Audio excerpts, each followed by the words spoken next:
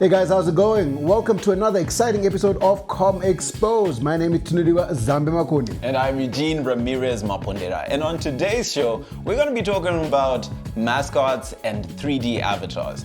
Over the past couple of weeks, we've heard a lot of news about Samsung's very controversial, almost accidental leak of their mascot that was going to be named Sam. It was trending on Twitter for about 2 hours last week because, of course, it was hijacked and the Twitter universe did what it does best, which is make memes and troll it like crazy before its actual launch into the market.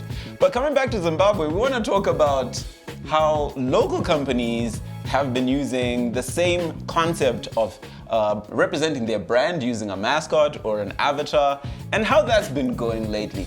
Obvious examples that come to mind are Stuart Bank's Batsi, we have ZB's Cresto, and of course recently Nyaradzo's Sawi. We've got Sawi. We've also got even more recent than that. Yeah. We've got Tel One's Chomi. Chomi. Yeah. I haven't seen that one. I've seen billboards, but I'm not a user. But hey, she's out there. So, Okay. It's a trend, Yeah. and it's not a new trend. It's something that everybody's been doing. They've been making and using mascots since forever. Obviously, it started with sports predominantly, and then crept into corporate and company projection, shall we say. Yeah. Yeah, and it's been successful to varying degrees. I mean, all of us can remember mascots from when we were kids. Yeah. Like old ones. We can remember Mr. Min, Of do course, it the Mr. Min way. We know the Snap, Crackle and Pop from Kellogg's. We know Cocoa Pops. Locally, we've got the Chompkins Man. Yeah, of course, Guy, they've definitely been Creature. around for a while. And I think just going back to the purpose of these and why they're actually utilized in the first place, I guess the idea has always been to give brands a more personal or approachable kind of identity. Or give them an avenue to tell a new narrative about themselves, be more approachable, and maybe to humanize the brand just a little bit. But of course, that hasn't always gone according to plan. Sometimes it leads to welcome controversy. One of my favorites is Gritty, who's the sports mascot, like you mentioned. And we'll show you images of Gritty doing his thing. But coming back to Zim and how mascots have been used, it hasn't been as vibrant or as effective or as successful as we've seen it in the media, Western media. What do you think is the cause of that, if you could? I would say it's exactly what you mentioned, the purpose of the mascot. Our guys literally have no idea what mascots are for. Yeah. They are to humanize a brand because no one wants to just continue to purchase goods from this cold machine of an enterprise and not, especially when these are goods that enhance your life and you get attached to them. Yeah. Our guys don't breathe life into these brands. They don't do anything more than just present them to you as a thing that's out there. It appears on a bit of marketing material. It tries to sell you something, and it never really has a personality. Back in the day, they used to put stories on the back of the box, and this is back in the day, before the internet. We're that old. But they used to have stories. They used to have some kind of engagement, the way that people could engage with the product. A person would flip the box and read it. True of Africa, true of America, it happened everywhere. As technology improved, the mascots began to speak back, till we get to the point now where we have the likes of Samsung having a digital assistant or avatar, if you want to call it that. By the way, they didn't launch it. A whole lot of controversy with that. But you would be able to communicate with said mascot. You can call into Stuart Bank and you will talk to Bat. Yeah, so that's a great place to actually start. I wanted to talk about the quality of these mascots. And not all things are bad, of course. There's some really positive sides to this. A few weeks ago, I tweeted that it was great to see more Zimbabwean companies actually adopt this type of communication. Some of these were complete successes. I mean, Batsi comes to mind, and that's an avatar that represented Stuart Bank, and she was used in their TV ads. She was on billboards, and we've seen some others come up like Bank ABC's Ali, which is a robot. It was good to see them think outside the box. And then the Zimbabwean virus, I'll call it. Okay, maybe that's not a good one considering where we're coming from. But the Zimbabwean creative problem crept in, which was the copycat syndrome. Right? So we just had a continuous wave of empty, lifeless avatars that really don't represent the services at all, or they just put out there because the competition is doing it. And as a result, we've seen the quality dip. One that comes to mind, frankly, is Sawi for me, which I saw on a gigantic bus in front of me. And I was like, what on earth is that? Because creatively and design-wise, it was not good. I could see the character sculpt through the hair, and it looked like she had patches, and the uniform was very lifeless. And I'm like, okay, guys, you've got an opportunity to create a character on a computer and, you know, transcend what we see in reality. And what you simply do is replicate a uniform that exists in real life and have a character that mimics what we see in every day. I mean, the point of animation and using, creative technology is, bring the unreal into perspective or, into the forefront, because you want to capture people's imaginations and, draw them closer to your brand, right? Can I one-up you on that one? Go for it. That was at least an attempt at using technology. Yeah. How about a more ubiquitous mascot? Yeah. Mama. She's on Mama's peanut butter, Mama's jam, Mama's whatever. Yeah. It is the most horrendous little illustration drawn in Microsoft Paint that I could imagine. Yeah. Incredibly lazy. Yeah. Now, a company can start and can have their startup phase, their beginning, and they got to do everything themselves. Most companies do that. Yeah. The founder makes the logo asking his 2-year-old to design it, and boom, it's the company logo. Yeah. There comes a point where you need to level up because you're reaching more people. True. People demand more from you because they're giving you their money. Yeah. Fix up your thing, take it into the modern age. They did not do this with Mama. Now, they are worse in that they don't even go to the next level. There is no interaction. I don't think there's a level at all. Yeah. Here's what I think. You mentioned Mama's peanut butter, and I mentioned, let's say, Sawi, right? And you'd imagine that you introduce this thing into the market, and the reason why you've got a mascot is you want to have a narrative that goes along with it. But because of that same copycat syndrome I mentioned earlier, it's presented in one static pose. It's associated typically with their WhatsApp or Facebook Messenger bots, and there is no story beyond that. Yeah. So I see it as end of thinking capacity. That's it. We want to copy the guys who brought a cartoon character into the market. We can do it, we've done it, but we've got no ideas beyond that. So the question is, why do it in the first place if there's no longevity? Can I mention another before I segue? And by the way, for all the viewers out there, I might as well put a disclaimer. We ourselves design a lot of mascots. Yeah. We are creatives. We have been in the design space. Many of these that we're mentioning, to some extent, we've been involved at some point. I had the privilege of animating one. So we're talking from a position of dealing with clients as well. Yeah. And they're not used. They are your ambassadors. Yeah. Companies like to go get brand ambassadors. Yeah. You will, and let's use Stewart Bank, because the same person who voiced Stewart Bank mascot is a brand ambassador for other brands. So not that that's a contradiction or anything, but companies understand having a brand ambassador and a person who goes out there and represents you, and therefore people purchase your product. And that makes sense. It makes a lot of sense. Yeah. And a mascot is uniquely advantageous to a company because it's a brand ambassador you can control. They can never misstep. They can never be seen somewhere weird. They can never do something odd. Scandals. They can never have a scandal. Yeah. You can control everything. But our mascots do nothing. Yeah. Now, the company I was about to mention was Dairy Board. Oh, great. They're made of mascots. Yeah, Their lineup is just mascots. Okay, so you're talking about the ice creams and the ice lollies and all that stuff. Yeah. It's all just mascots. And when we were growing up, I remember that space guy. I don't know what his name was, but he had a cool thing. And then there was the Green Giant advert. Like, oh, where's Green Giant? Yeah. You would want to go and buy that ice cream just because it's Green Giant. Yeah. No other reason. So I got a great comparison for you. Look at the Duracell battery, the Energizer bunny, and the Nesquik bunny. Yeah. We know that Duracell batteries do cool things in the fictional world, and we liken that to how well the product itself works because there's a narrative. We've seen the Duracell battery powering things, or the Energizer bunny out running cars and all sorts of imaginative things.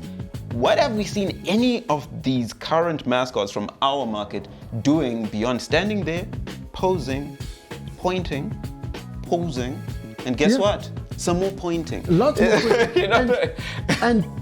and just borrowing from tried and worn out ideas. Now, I say this carefully as well. Yeah. As a proponent of superheroes. Yeah. And drawing a lot of them and big fan of them. Man, so many mascots just rip off the superhero idea with no thought of why. Why do you need a superhero god? Yeah. Why? Really, why? Yeah, yeah. If you've got a reason and a story, sell that reason in that story, and then I will buy into it. Yeah. But if you're just doing it to have more pointing, more go there, it's just like a waste. A funeral service mascot smiling and grinning away at your moment of loss. Wow, that's very sensitive, rather guys. than Well really done. going all out and doing a sort of Mr. Min thing where maybe that Sawira is always coming and comforting a family, and then you're like, okay, all right, cool, then this makes sense. But obviously we know that Nyaradzo does a lot of other things besides funerals. Yeah. But the point is, it's underutilization, and I blame this underutilization on a complete lack of marketing personnel, at least within this country. Yeah. I won't speak for the whole of Southern Africa. I'm sure the problem is there in Zambia and Botswana and Mozambique. I'm sure it copied across the continent. But we have marketing managers who are given a lot of creative ideas from agencies and sit on them, or rather fail to convince their overlords to use these ideas. And so what happens? We just get a Superman who's got my company logo. Put his logo. Make it bigger. Make it bigger. Put the logo. No, replace his head. Just put the logo on his head. And then put him out there. And that's it. And that's it's planned. But I'm forced to look at, this is something that I'm going to mention in probably every episode. One of the reasons why, I'm just going to speak up maybe for the agencies involved or the animation studios involved, maybe the reason why the narrative halts at the first release of these characters is because the actual companies that are trying to use this style of communication underestimate what animation is all about.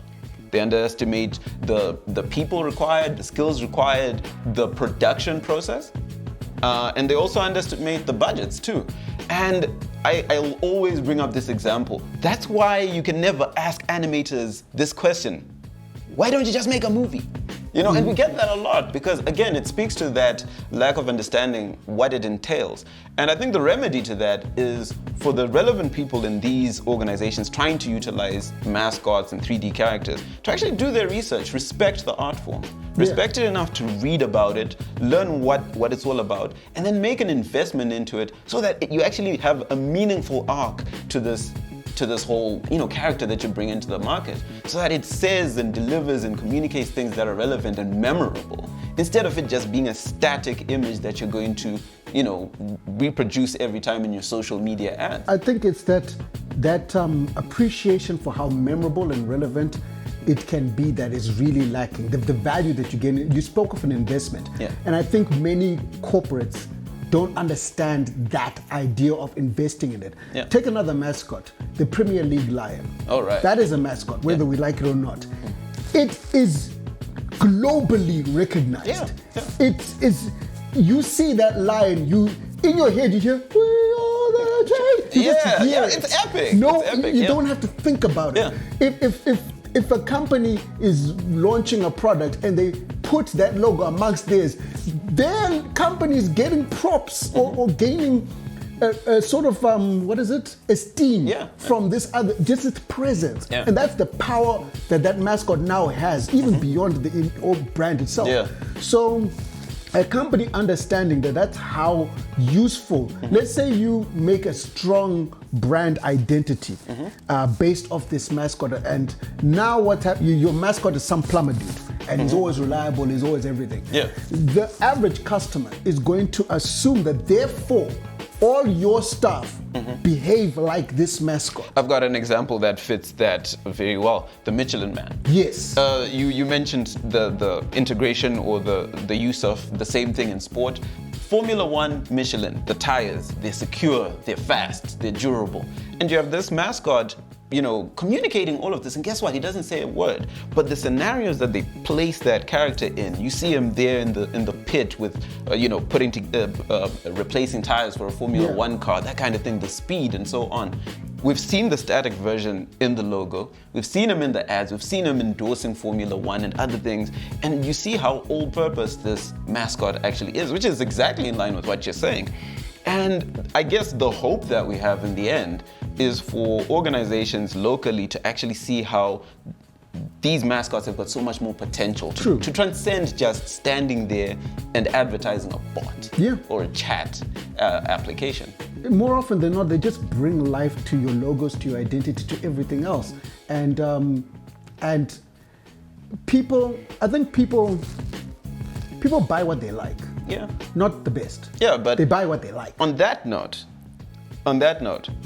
is it worth anyone's while to use these mascots locally, or should they just continue doing what they do better, which is get a brand ambassador, get a dance hall artist, get a singer to just endorse your brand. Oh yeah, and my favorite, comedian, to represent your brand, because they seem to have understood how those people or those entertainers can drive a narrative better than they understand how these animated mascots can do the same. I'd say if you're not even going to try to do it well, just stop it. Yeah.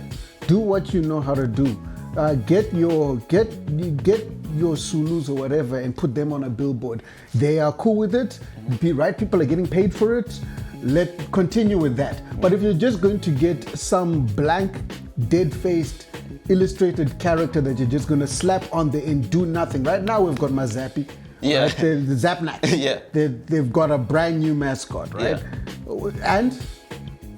Yeah. And if you're speaking to children, there is no children's content related to that mascot. Many people, you ask them, we mentioned this earlier, and I told you that the original mascot was a superhero who was on every package. Yeah. You didn't even notice. I didn't. Karen, you didn't even notice because they did nothing with it, and they're going to do nothing with this one. Yeah, and we grew up in the 90s. And just to draw a parallel and to say not all things are bad in this space, you look at the Chompkins and how Chompkins by Willards, there was a whole family. Yeah. And I remember reading a little story about the family on each pack. So there was a narrative. And in order to market that product to the kids and have the kids want to buy more, they kept up with the story and they knew that, this is a family of potato chips. And it made so much sense, and I thought it was really well executed. So coming back to the fact that you brought up Zapnax and you said there was a mascot, and I can't remember it to save my life. It's a little worrying. It is. So, I guess I'd hate to say don't do it at all. I'd rather say, how about you give it your best shot? If you're going to investigate the world of technology and how 3D animation and the character design can help your brand, don't do a half-hearted attempt at it. Go all out and respect the art form enough, because in the end, if you do it right, you're going to reap the benefits, right? Massive benefits. Yeah. I mean, you're going to have people talking about you and sharing your imagery. It's easier for me to share a mascot than to share a picture of a potted plant. Of course. Or a stock photo. Or something like that. It's just, you don't have rights. It's so much better. Yeah. So I like I said, stop it if you're not going to do it right. Yeah. Which I guess is kind of like what you're saying, just on the other side. I'm just being the bad cop here. So please just, if you're gonna go at it, just go gung-ho. Yeah. Go the whole nine. And especially here, you won't have any competition because nearly no one is doing it right. I've seen so much amazing work that has not made it to product. True. There's so many amazing designs and illustrations and animations done for these brands that never makes it to the screen or to the public because the company has no faith or not enough gumption to push a mascot properly. Yeah. And it's very sad. Yeah, so at this point, you've probably seen screenshots or maybe, cutaways to some of the mascots we brought up. We encourage you to take a look at them, investigate them, talk to whoever owns the brands that might be using these and encourage them to do it better, do it right, or keep doing it. Or maybe just stick to the comedian or the dancehall artist that they use a lot better. Who knows what works best, but Yeah. And if you have a favorite mascot that you remember from growing up that you think had a real impact on you, let us know in the comments. Yeah. I mean, some I can just remember so many, but there's like a couple of gap years where I'm like, what happened to all these things, or what did people do? But I'll be really interested to know, what did you guys enjoy and love as kids? put it in the comments. All right. But for this week, if you want to talk to us more directly, if you want to get in touch with us, remember you can find Comexposed on social media. That's Facebook, Instagram, and we also have a WhatsApp group. Who knew?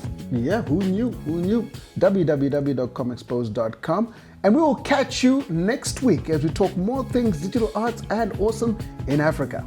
As for this week, I'm Eugene Ramirez Mapondera. And I'm Tinodiwa Zambe-Makoni. Peace out. And believe in yourself.